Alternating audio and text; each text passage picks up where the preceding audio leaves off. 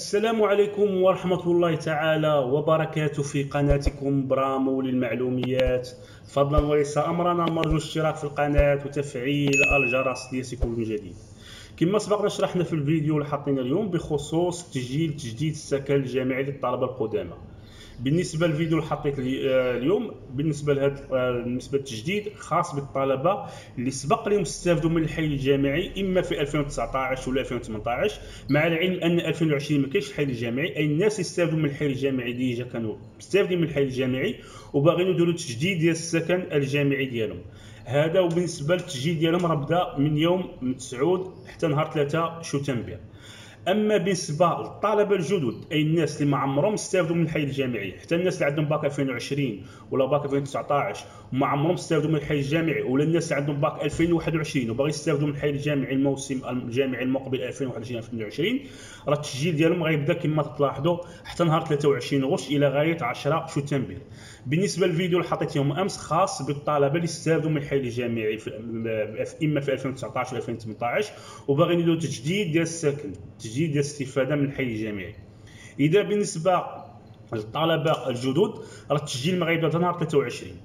في هذا الفيديو غادي نهضروا على واحد النقاط مهمه. اولا شنو هما الشروط باش تستافد من الحي الجامعي والوثائق المطلوبه وكذلك موعد ديال التسجيل. كما قلنا موعد التسجيل هو نهار 23 غشت. بالنسبه للوثائق المطلوبه وكذلك الشروط، وكذلك غادي نهضروا على الاحياء الجامعيه وكذلك الاحياء الجامعيه بريفي اي الخاصه. اذا كما تعرفوا جميع بان الاحياء الجامعيه وكذلك البورس او المنحه مكلف بها المكتب الوطني للاعمال الجامعيه والاجتماعيه والثقافيه. اذا هذا هو الموقع ديالهم.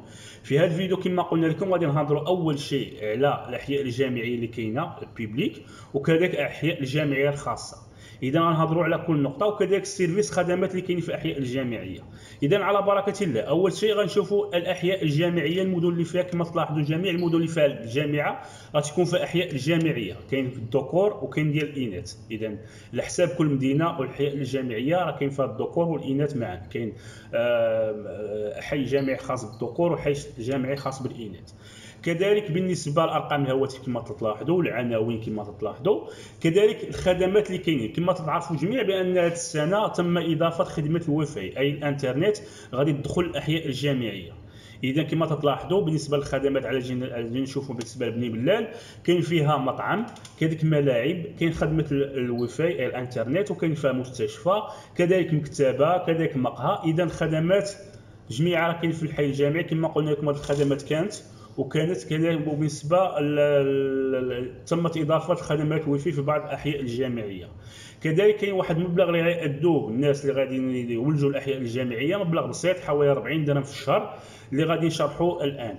كذلك كما قلنا كاين احياء جامعيه خاصه ودار طالبه. كما تعرفوا دار طالبه خاصه بالجميع البيبليك، اما الاحياء الجامعيه الخاصه هذه تكون تؤدي واحد المبلغ ديال الفلوس.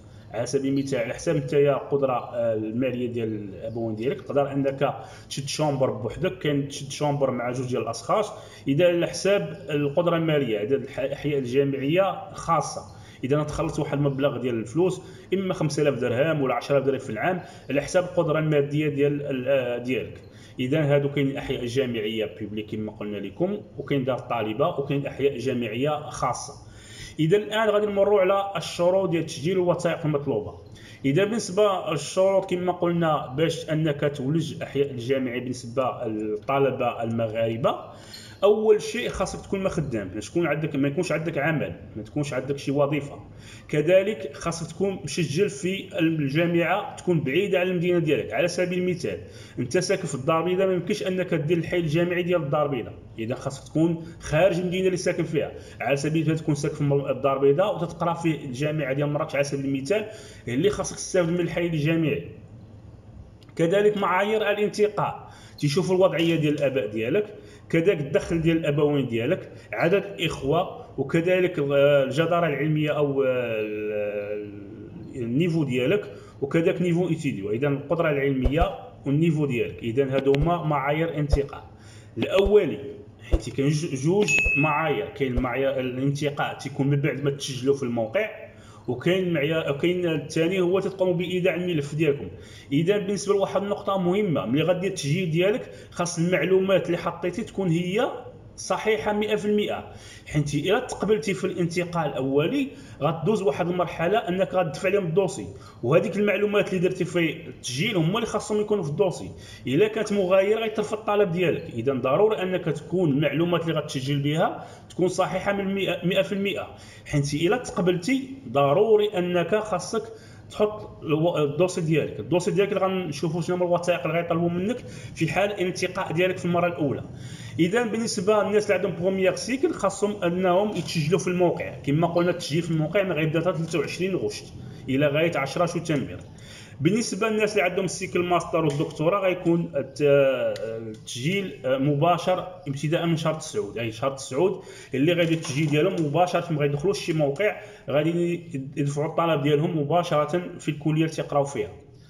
اما بالنسبه للطلبه الجدد خاصهم يتسجلوا في الموقع اولا. ملي غتسجل في الموقع غدوز المرحله ديال الانسكريبسيون النهائي.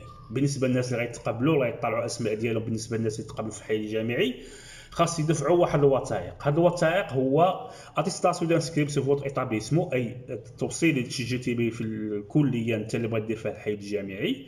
كذلك بيان النقط ديال البكالوريا، فوتوكوبي ديال لاكارت ناسيونال، سيرتيفيكا دو ريزيدونس اي شهاده السكنه، وكذلك اتيستاسيون بالنسبه لهادو الناس اللي دايرين الماستر، اتيستاسيون ديال الانسكريبسيون ديال السيكل ماستر والدكتوراه. هادو بالنسبه للناس اللي دايرين الماستر والدكتوراه غيعطيو اتيستاسيون ديال نو ترافاي، ديال شهاده عدم العمل. كذلك غدير اتيستاسيون ديال جلوبال بالنسبه للدخل السنوي ديال الابوين ديالك. هاد الدخل السنوي ديال الابوين ديالك تجيبو من دار الضريبه، هو الدخل السنوي ديال الابوين ديالك. اذا ملي غتقبل في الاول خاص ضروري تحط هاد الوثائق. اول شيء اتيستاسيون ديال الانسكريبسيون ديالك في الجامعه، بيان النقط ديالك، فوتوكوبي ديال لاكارت ناسيونال، وكذلك سيرتيفيكا دو ريزيدونس اي شهاده السكنه، واتيستاسيون ديال بالنسبه للدخل السنوي ديال الابوين ديالك. هادو هما الوثائق المطلوبه. كما قلت لكم الا كانت المعلومات اللي حطيتو غير مطابقه لهذه المعلومات اللي تحطهم على سبيل المثال الدخل السنوي ديال الابوين ديالك دير لهم نتوما دير لهم غير 5000 درهم وتيجي دكتور، راه غادي ترفض الملف ديالك. اذا هذه نقطه مهمه. كذلك بالنسبه كاينين وضعيات اخرى، على سبيل المثال الا كانت عندك اعاقه تدفع شهاده الاعاقه. كذلك كان الابوين ديالك من المكفولين الام غتدفع هذيك الشهاده. كذلك الناس اللي عندهم كان الاب ديالو او الجد ديالو كان من محاربي الجيش التحريري تا هو يدفع الملف الوثيقه ديالو مع هذا الملف. كذلك بالنسبه للناس اللي عندهم مكفول امه او محارب قديم او عسكري قديم يدفعوا يعزوا الملف ديالهم بهذه الشهاده. كذلك الناس اللي عندهم في وضعيات اعاقه. بالنسبه المبلغ اللي غادو بالنسبه للحي الجامعي 40 درهم في كل شهر، اي بمعدل 400 درهم في العام. اذا هذا هو المبلغ اللي غيدو الناس اللي غيولجوا الحي الجامعي، اي 400 درهم في العام اللي فيها المأكل وفيها المسكن. وكذلك هادو هما المأكل والمسكن. اما المقهى او كذلك بالنسبه للانترنت راه فابور. المقهى تتخلص واحد المبلغ رمزي تقريبا. الناس اللي مدوزين لافاك عارفين شحال يدوزوا. بغات تشرب قهوه في الحي الجامعي تقريبا 1 درهم ونص ولا 4 درهم. بالنسبه لعدد السنوات اللي يمكن ان الطالب يمكث فيها في الحي الجامعي على حساب مده الدراسه. على سبيل المثال بالنسبه للليسونس 3 سنوات، الى درتي 4 سنوات راه تخرج من الحي الجامعي، ماكسيموم 3 سنوات. بالنسبه لليسونس بروفيسيونيل كاين من سنه حتى 3 سنوات. النظام الجديد ديال الباشولي 4 سنوات. الناس اللي غيديروا الباشولي هذه السنه في النظام الجديد 4 سنوات. ميديسين جينيرال 6 سنوات. ميديسين دونتير طب الاسنان 5 سنوات. فارماسي 5 سنوات. سيكل انجينيور 3 سنوات. كلاس بريباراتوار وبالنسبه للدبلوم جامعي تكنولوجي 2 ماستر سبيسياليزي 2 دكتوراه 3 سنوات. هذه هي المده ديال المكوث في الحي الجامعي، ما خاصكش تفوت هذه المده. بالنسبه كما قلنا لكم هادو هما المعلومات بخصوص الشروط والوثائق المطلوبه والموعد ديال التسجيل، وكذلك الاحياء الجامعيه وشنو هما الخدمات كاين في الاحياء الجامعيه.